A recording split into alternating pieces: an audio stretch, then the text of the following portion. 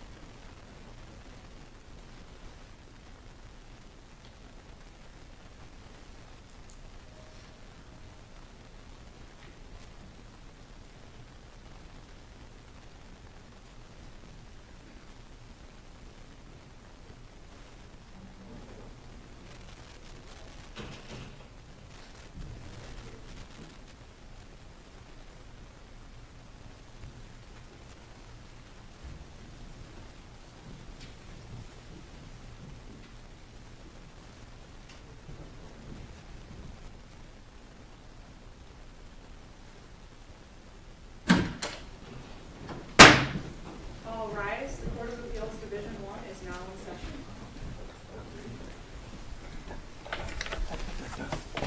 Thank you very much. Please be seated. Sign in sheet. That's okay.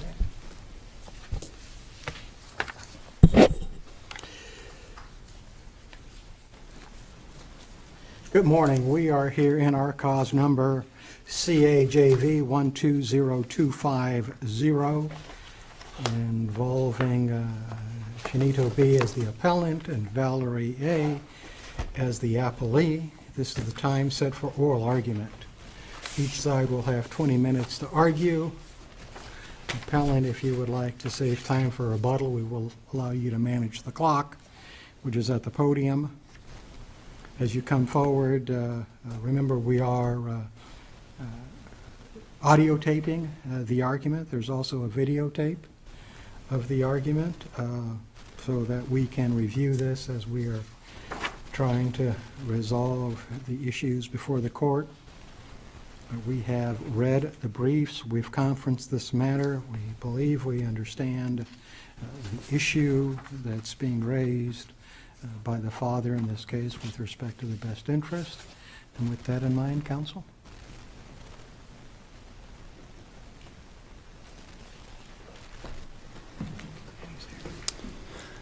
May it please the court, Michael Ellsworth on behalf of the appellant Chinito Baca.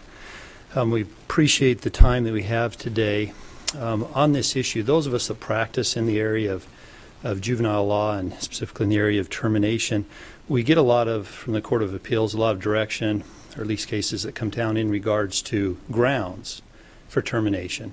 But there's not a whole lot out there on the best interest. And so this is, for us that practice in this area, this is an important issue, and we can receive some good direction from the court on this. Well, is there, or should there be a distinction between the best interest in a child welfare severance case involving DES versus the best interest in a private severance? I don't believe in looking at the current case law and with the statute that there really needs to be a difference except for applying the facts of that case, which is what this is based on. So you agree with the standard formulation that there must be a benefit to the termination, benefit to the child to the termination, or a detriment from not terminating? Correct.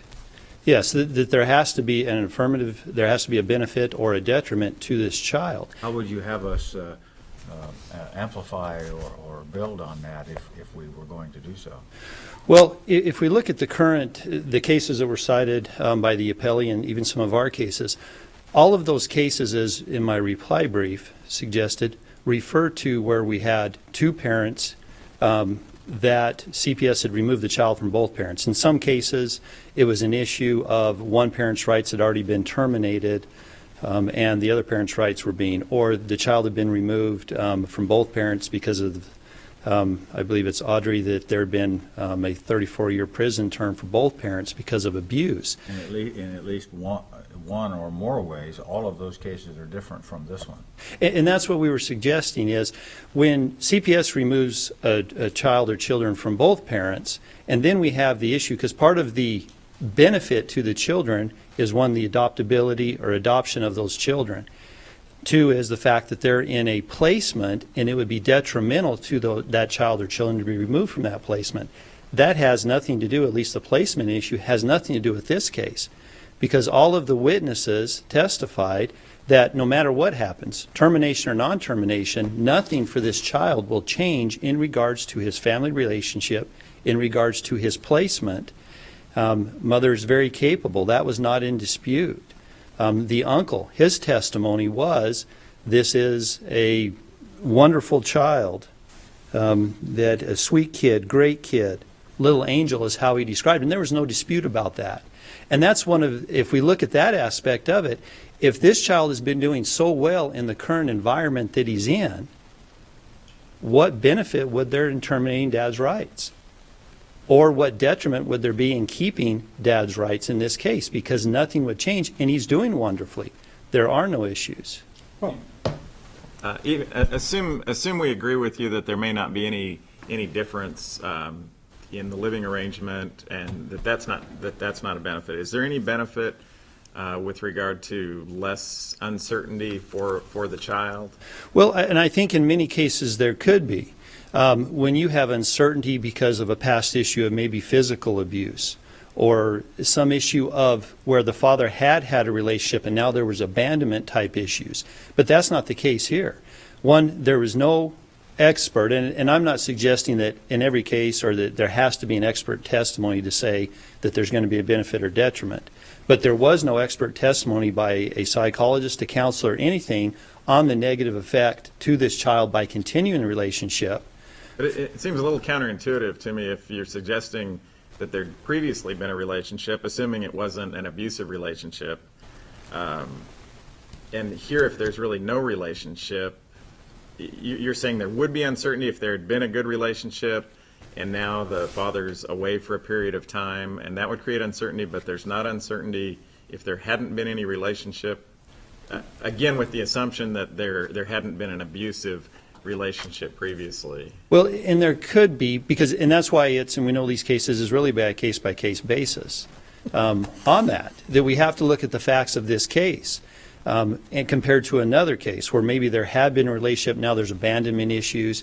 Again, what we're suggesting is there's no testimony, not only no expert testimony, we didn't have a social study done, and that was waived by agreement. So I'm not trying to suggest that there was any wrongdoing there. But again, the court didn't rely on anything to suggest, besides the testimony of the mother, grandfather, and uncle, as to why there would be detriment here. And if we look to the in-camera interview. Basically what you're arguing, excuse me for interrupting you, basically what you're arguing is that the mother had the burden of proof here and didn't carry it. Exactly. The burden of proof, and we know it's a low standard. It's by a preponderance of evidence. But she does have the burden of showing either detriment or benefit. But the judge found some. Aren't we pretty much bound by those? Well, and what we're suggesting is, one, that the court, there was not sufficient evidence to support that, and two, she actually applied that standard. If we look at his own testimony to the court, and I would note the initial, and I know you've looked at the kind of the history of the case, we didn't have a record. We then came back and had a second trial to recreate the record. At the first trial, there was not an in-camera interview done of this child. At the second one, there was one requested, and over the objection of the appellant, that was done. But on his own words to the judge, when asked by the court, says, "So what would you want me to know?" is what the judge asked. And the child responded, "Chano," which is the appellant, "has never been there for me, so I don't know why he's doing this if he won't be able to see me." Judge then said, trial judge said, "And do you want to see him?" He said, "No, not really. Anything else you want me to know?" I think that's it. But don't we also have testimony from from mother and uncle that suggests, and I think the trial judge could believe that that there was some level of uneasiness on the part of child, and some that he felt better after after rights were initially severed? What's interesting in that is mother didn't testify to that second aspect of your question. Mother testified that the child found out about dad at school. The uncle then later testified that when he spoke with the child after the first trial, the child did feel better. But there was, again, no evidence really to suggest that, one, that was ongoing. Was that just on a temporary basis? Was that just an initial? And mom's testimony was that when he found out at school, he came home, he seemed to be a little reserved for a period of time. She finally asked, they talked about it, but there was no testimony saying that had continued to affect him. And on cross-examination, the testimony that she gave was that the child continued to have relationships, one with his cousins and other family members at school, and two, up until about 3 years ago, he was actually going to father's family activities with extended family. So we have a situation here where this child, one, knows about the situation with his father, has contact with family members, and is in that same environment that nothing is going to change. And that's really the premise of saying, where is the evidence to support that there's a benefit by this termination? Nothing suggests by any testimony that long-term, besides an initial incident, that this child is going to be better off because he knows his dad's rights are terminated. What, in your view, we have as one of the factors that can be used for severance a prison term, a long prison term, and this one obviously satisfies that criteria. I mean, would you ever have a situation where severance is appropriate? Couldn't every person who's in prison make the same argument that nothing really changes? I'm obviously not going to be in the child's life for the next 15 years or however long it's going to be. So doesn't that factor kind of becoming meaningless if the test is simply nothing changes? Well, on that aspect, one, we can't terminate the parental rights based on a best interest but not having grounds. It has to be a two-part. We have to have the grounds, we have to have best interest. So we can't terminate just because of best interest, even though we don't have grounds. Vice versa, we shouldn't be able to What terminate. could someone show as best interest if the father is in prison for the next 15 years? What would the other parent need to do to establish best interest in your view? If, in part, if the part of the reason for the incarceration was an issue, like Audrey, was an issue with abuse of the children, that potentially could be one. If the child had an adoptive parent, step-parent or a significant other that was out there to adopt, and I know the argument's going to be by appellee that there doesn't have to be an actual adoptive placement in place, and we don't dispute that, but they're wanting to terminate based on what ifs. Mom's own testimony on cross-examination was she doesn't have a boyfriend, she doesn't have a significant other. Grandfather's testimony was that he was not going to adopt this child. And so they're saying, well, in the future, and the trial judge even said that, well, the adoptability in the future, do we terminate on what ifs? What if something happened in the future? There's nothing concrete in mother's testimony that any time in the future there is going to be somebody there to adopt. I take it from what you're arguing that if there was, just hypothetically speaking, if there was a potential, let's say, a stepfather who wanted to adopt, then your argument would be gone. It would be moot. Correct. We wouldn't have that argument because it's already been in case law, it's already been time after time that the best interest can be proven if there is, one, the child is adoptable, which we're not disputing this child potentially would be, but also there needs to be some element of that there is an adoption out there. And that's one of the factors in the cases that suggest even an immediate placement. And that's where all these cases that we look at refer to placements and adoptive placements. That's not the case here. Again, this isn't a CPS case where they've removed and this child's in foster care. So we're not talking about an adoptive placement here. We're talking about a child who's been with mom since birth, is going to remain with mom. There's no one out there on the horizon for an adoption. What is the difference? And I would also note, how did this case come about? Mother's the one who filed this, which the relevance of the reason why she filed it isn't relevant, but there was nothing that father had done to try to initiate. Actually, the testimony was contrary to that. Father had initially tried to send some letters upon being incarcerated. Mother had asked those not be sent. He complied with that. Father had not initiated any family law action to try to institute contact. Mother had not instituted any family law action. And so what was the reason for mom's termination? Again, we get back to that best interest, benefit or detriment. Why does mom want the termination? What is this really going to do for the child? And that was not shown anywhere in the record to support the judge's ruling. Now, let me ask you to specifically address, I have what I believe is part of the judge's ruling right here in front of me, and it says, it is important to the minor child that the emotional stability of his home be maintained by certainty in the future. Uncertainty about a relationship with a biological father that the minor child doesn't know affects his emotional health in a negative way. By terminating the parental rights of his biological father, that uncertainty is alleviated. Now, is that not a factual finding to which we owe some deference? Well, it's a finding of the court, but I would submit there's nothing in the record to support that finding. There's no substantial evidence or inference from evidence that was presented that would otherwise support that. By a preponderance of the evidence, there was not.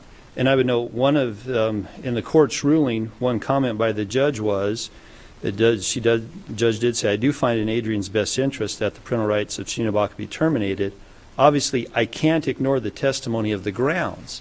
It appears that the court relied this kind of a knee-jerk reaction to the grounds of termination, which were not disputed, as a reason for best interest. And again, going back to, we can't terminate on grounds without best interest. We can't terminate on best interest without the grounds. We need both of those. Which order are you referring to there? I'm referring to the court's order, and it's contained in the transcript. It's also contained in my reply brief, these portions of that. And I would also note in that same... Is that after the first trial or the second trial? This was after the second trial. I would also note the trial judge remains, or states, it's in the best interest, rights be terminated so the child will not be subjected to negative influences exhibited by respondent's lifestyle. And again, where is that finding in the record where there's evidence to support that? The fact that dad's in prison but having no contact, he is not trying to exert any type of negative influence on this child, and it's not found in the record, so that he will not be exposed to violence. That is nowhere in the record that father had ever tried to or would expose this child to violence, and he will remain in a stable and nurturing environment. That we don't dispute, because we know he is going to remain with mother. There's no dispute about that, and that's not being contested. The child is not going to be taken away from mom because of a CPS issue. I mean, at least right now.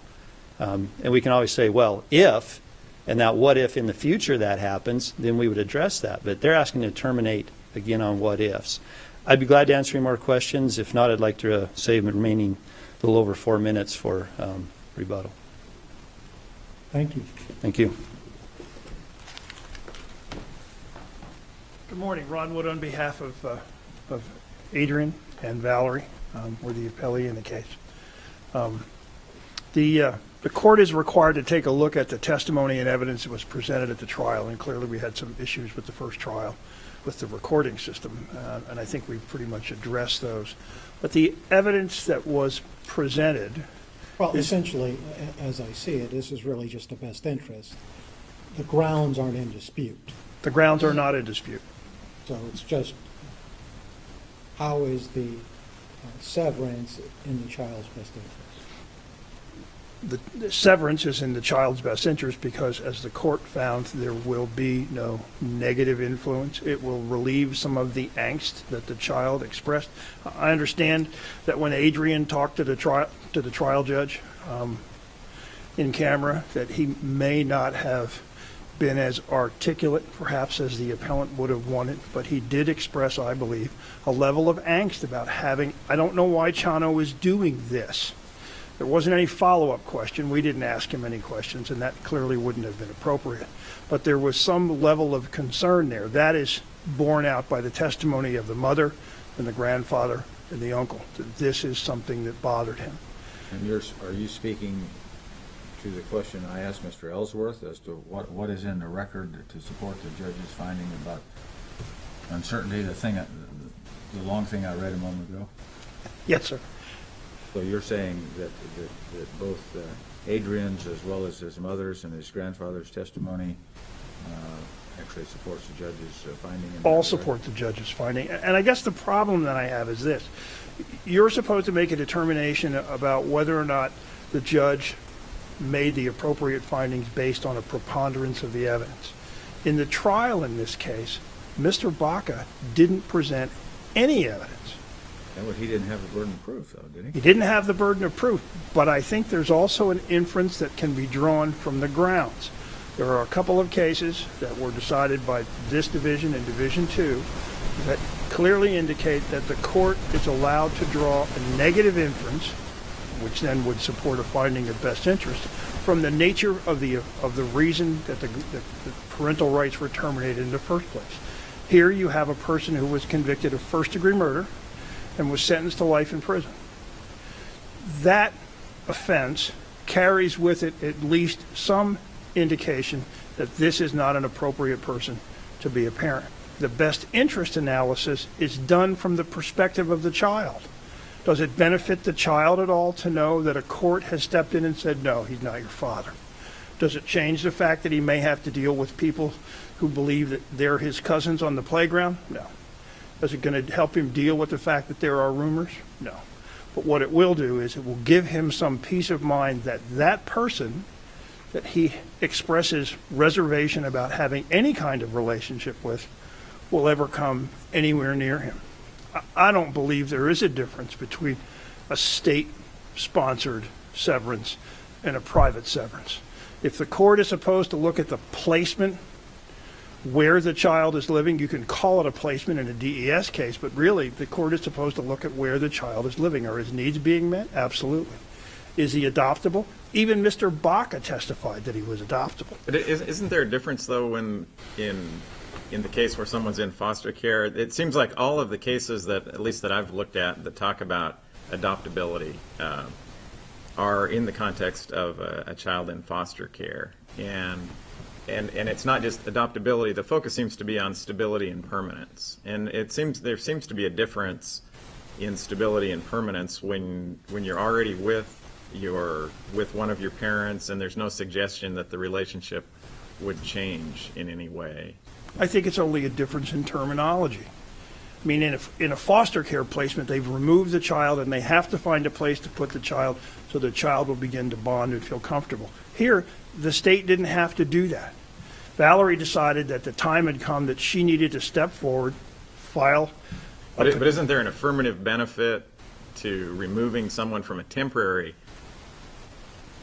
location, a temporary living arrangement, and placing the child in a permanent living arrangement, as opposed to here where the child is in a permanent living arrangement and will just stay in a permanent, stable, loving living arrangement?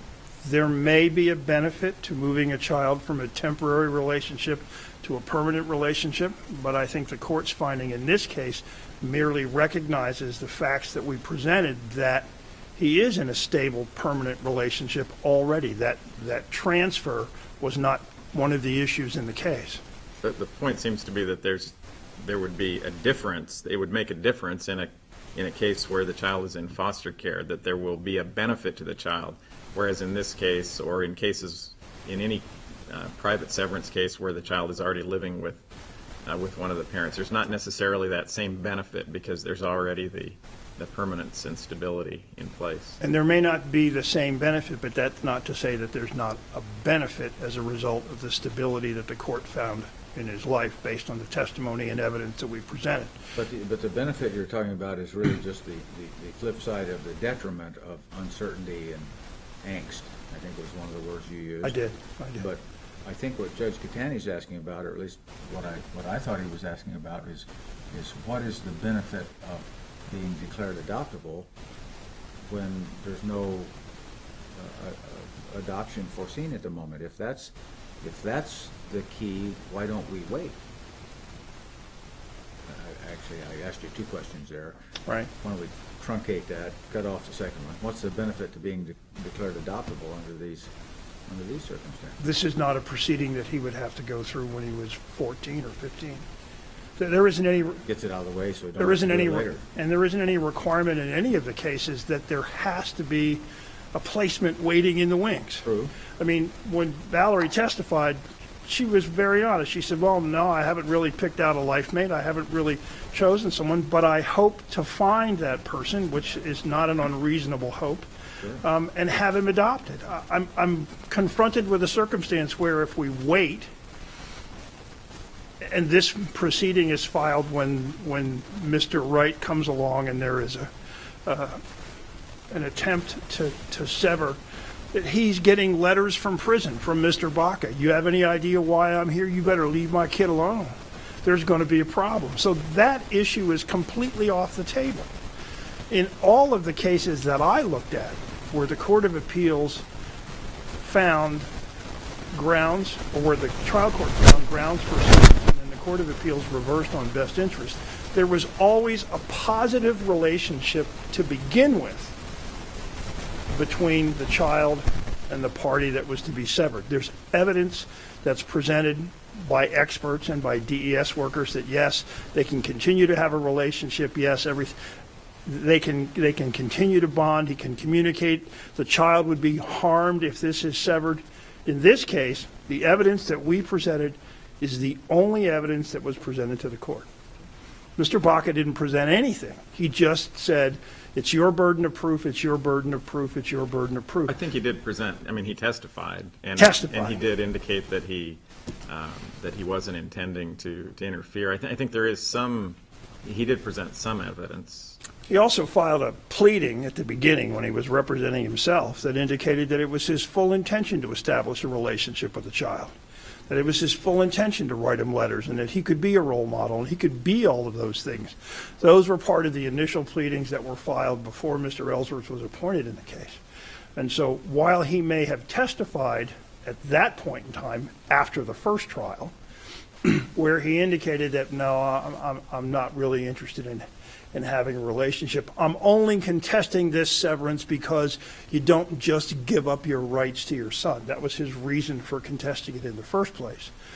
I think that may be the only evidence that he really presented. If you draw the inference from the nature of the offense and the grounds and the testimony before the court, if you draw the inference from the statement that Adrian made to the judge, with nothing to counterbalance it on the other side, I think the judge was fully justified in finding that Mr. Baca was not an appropriate person, that the nature of the offense in one of the cases in J6831, the court indicated in cases such as this, it becomes necessary for the juvenile court to weigh the overall best interest of the child against the objective behavior of the parents, which constitutes the statutory ground. Is it appropriate in the state of Arizona for the court to say, I'm sorry, I understand that your biological father has been convicted of first-degree murder, but because he's been sentenced to spend the rest of his life in prison, I'm going to deny the severance? Is there any negative inference that the trial court could draw just from the nature of that particular conviction? And as I already indicated, that's been done in a number of cases. The court has always been willing to say, yes, you can draw a negative inference from the nature of the ground for severance. And at that point in time, the court has to weigh best interest. I kind of look at it as a balancing beam. I mean, it's tilted in Mr. Baca's favor at the beginning of the trial. We put our evidence and testimony on, and it tips in favor of the child or the petitioner during the trial. And once the grounds for severance are found, unless there's something on the other side of that to lift that back the other way, there is no basis for finding that it's not in the child's best interest to sever the relationship. Do you see any difference? Does it matter to you what the grounds for severance were? Are there some that you think are more compelling that can be considered as part of the best interest and others that might not be as considered as part of the best interest? Sure. I think one of the grounds for termination is that the father failed to register as a potential father within a certain period of time after the child's birth. If that was the only ground for termination, I don't know that that would carry much of a negative inference. You could just say the father was lazy or stupid or wasn't paying attention. But when or didn't know about the registry. Or didn't know about the registry. But when you get into it where... But is presumed to know about the registry. How about abandonment? If there's a pretty good showing of abandonment, the father comes in and says, but from here on out, I'm really willing to make an effort. Would that be one that would? And I'm just thinking out loud here. Well, actually, there is one case where the mother argued that, wait a minute, you can't deny the severance based upon the father's post-petition efforts to maintain a relationship with the child, and the court said no. I mean, if that's the testimony that the court heard, if that's what the court relied on and they found it was in the best interest, we're going to go with that. So abandonment, I mean, it's like you have to do it on a case-by-case basis. It depends on the nature of the abandonment. Here, it's 11 years. The mother disputed whether or not she'd ever gotten any letters. No support, no contact, rumors that his father is what he is. Here, the abandonment was not particularly... It wasn't your garden variety abandonment. I mean, it was a forced abandonment because he went to prison. Right. But I think abandonment, like anything else, comes in different flavors. There's one case that indicates that you can't that the nature of the offense is not determinative. A father was sentenced to prison for a period of years, but it wasn't really that long. Mother argued, no, you have to terminate because he was sentenced to prison. He's not going to be a father for another couple of years. And they said, not all of those incarcerations are created equal. You have to take a look at the grounds that the court found and whether or not you can infer best interest in the child from that is going to depend on what the trial court found. Let me ask another hypothetical. If this was a case before Chief Justice Ruth McGregor decided that best interest was found by preponderance of the evidence, would there be sufficient evidence under the clear and convincing standard that had existed for the best interest? Because I know that stopped a lot of private severances before the Kent case, but... Can you repeat the question? Sure. Leaving out the McGregor part, you threw me a curve there. Well, if the standard of proof was clear and convincing evidence, would the evidence still support best interest? I believe it would. And the reason I believe it would is that if a person in this state commits premeditated murder, takes the life of another person, that comes with a certain stigma, if you will. The legislature has made a determination that that person is no longer fit to mingle in our society. Doesn't that also apply to the child that he fathered 11 years ago? Let me ask you a couple of questions about that part of your argument, which I'm quite interested in. One is, I think I hear you saying, and so correct me if I'm wrong, I think I hear you saying that we cannot and should not and do not simply assume that if the grounds have been shown, here abandonment, that means best interest. We have to, the best interest is a separate determination with separate criteria, and it's from the eyes of the child. You have to follow the law. I mean, that Sikorsky case from the U.S. Supreme Court and that Kent K case both say that there has to be a dual finding. Right. But I also hear you saying that certain of the statutory grounds, and that this might be one of those, or that this is one of those cases where the statutory grounds carry with it or with them a sufficient force as to create an inference that supports the finding of best interest favoring termination. Not all felonies are created equal. You can go through the criminal code and you can find any number of offenses that are felonies, criminal trespass or misconduct involving weapons for shooting it off in the neighborhood. And then you get to the other end of the spectrum where you have rape and murder and mayhem, child molestation. Guessing there is some overlap with the finding, the initial finding and the best interest finding. Yes, I don't think there's any. Some of the cases actually talk about the fact that the court can draw that inference, and then must weigh the best interest of the child. And it is in those cases where the parent to be severed comes forward and says, "Well, yeah, I've done bad things, but look at the relationship that I have. Look at the steps that look at the effort that I've made to try to maintain a relationship. Look at the curative steps that I've done to try to fix this." And the court has found, when that has been proven, that it is not in the best interest of the child to terminate. That doesn't exist here.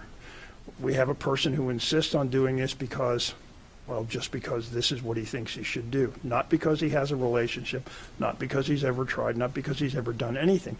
He was arrested about 9.5 months after Adrian was born. My other question relates to the same part of the argument or part of the issue here is that, as far as I know, we don't have a law or a policy that just because a person has been convicted of first-degree murder, all his or her parental rights are automatically severed. We don't. We don't, and I think as a society we probably don't want that. Well, you're right, because if this case were different, if, for example, Adrian was 11 when his father was arrested and accused of murder in the first degree, and there was a relationship there, and there was something positive that he could show to the court to offset the nature of his conviction, then the best interest of the child might not necessarily create the problem. The Michael J. case that was decided by this, I believe the Supreme Court says that, he's got the felonies, but that's not the end of the analysis. My problem with this case is he's got the felony. The court made the findings based upon the testimony and the evidence, but there's nothing to continue on to do the rest of the analysis that Michael J. asked him to do.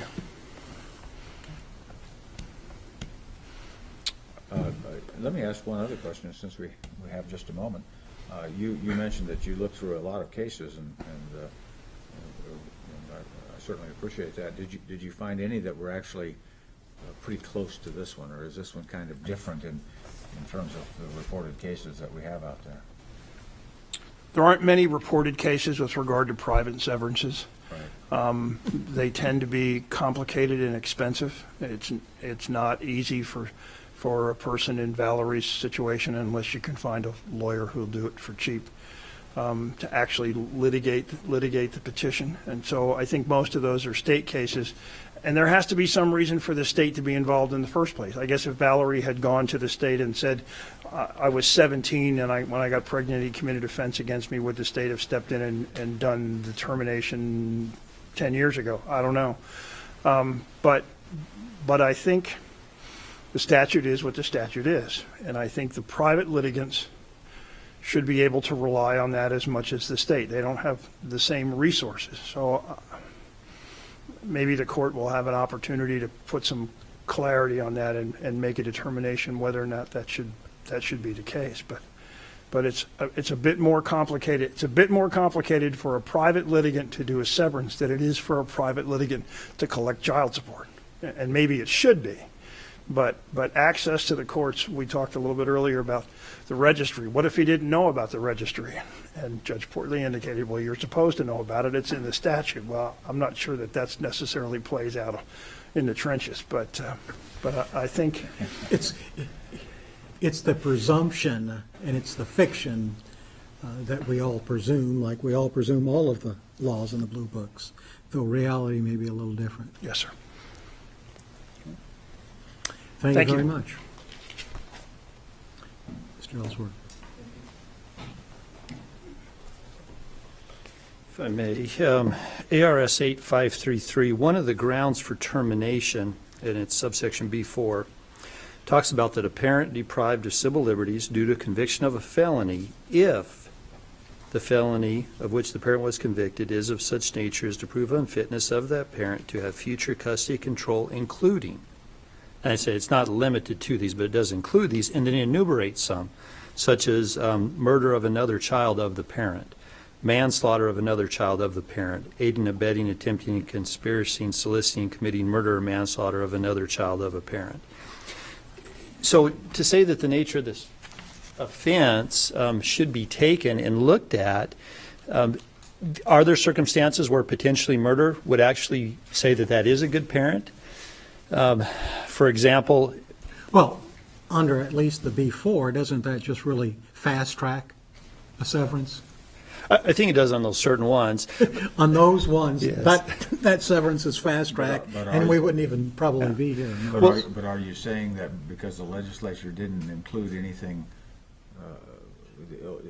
the legislature included only a few specific things in B4, therefore everything else not included, it's not fair game to draw any inference from? No, I'm not, because there are circumstances. I had a case a few years ago where the father had molested a child. In that case, and he was convicted of that offense. And that, the underlying in proving, one, the grounds for the conviction, also would go to best interest, because now it goes towards a benefit of that child not to ever have any contact, or a detriment if she were to have contact, potentially subject her to molestation again. So depending on the nature of the crime, but it's important with this one, neither the mother or the child were involved in this. But isn't there a separate factor, just length of sentence? And there doesn't seem to be any kind of specificity that the sentence has to be the result of a particular type of crime. And I guess I kind of asked that earlier. Are there situations where someone is be in prison for the next 15 years, and the child will be, over 25 by the time he gets out, that it would not be appropriate to sever. I think it would, and I can't, and I apologize for not citing the case directly. There's a case that says 2 years could be enough. I think 30 years could not be enough. But does that assume there's been some kind of, I think counsel suggested there had to have been a previous relationship, and that there's been kind of efforts to maintain a relationship as opposed to a case where there doesn't appear to have been any relationship? Correct, and I think that's what it's referring to. You have to look at all the factors as the nature of the relationship before, the ability to maintain that relationship, how it would affect the child, again, benefit and detriment to all of that. And so those are the factors, that you have to weigh under that circumstance. And doesn't that weigh very, very heavily against your client here where there was not a previous relationship? I don't believe it does because, again, what the judge found, the findings of the trial court, are not supported by the evidence that is there. And I would just note, I've only got a minute and a half left, is Adrian's own statement. And we talk about relationship on your question. The trial court asked the judge, and initially the judge, as I read earlier, asked Adrian or the child a few questions. Responded, judge says, okay, we're done.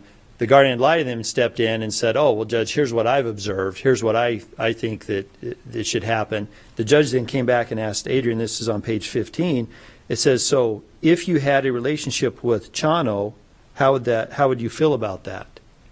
And his response was uncomfortable because I'm used to my family that I have right now. His only response was to have a relationship with his dad. He said, I would feel uncomfortable. Nothing more. And so, again, we don't dispute the fact he has no relationship. We don't dispute that he's not, and his testimony is, I'm not even going to try to maintain a relationship because I've been told by mother, don't even send letters. But we would ask in review of this case that it appears the court in part looked at the grounds and said, because of that grounds, I'm going to use that as assisting in the best interest when there was nothing relating those grounds to the child's best interest. Clearly the offense was not against the child or against mother. And I suggest under certain circumstances there can be issues where maybe you'd say that is a good parent for taking steps to protect a family member. Thank you. Thank you. We'd like to thank both counsel. The argument. Excuse me. Heimlich? Huh? Heimlich? No. Has been enlightening and I think helpful for our analysis. So thank you for asking for argument and for coming down and participating in the process. We stand adjourned. We will take this matter under advisement and issue a written ruling in due course. Until then, we stand adjourned. Thank you.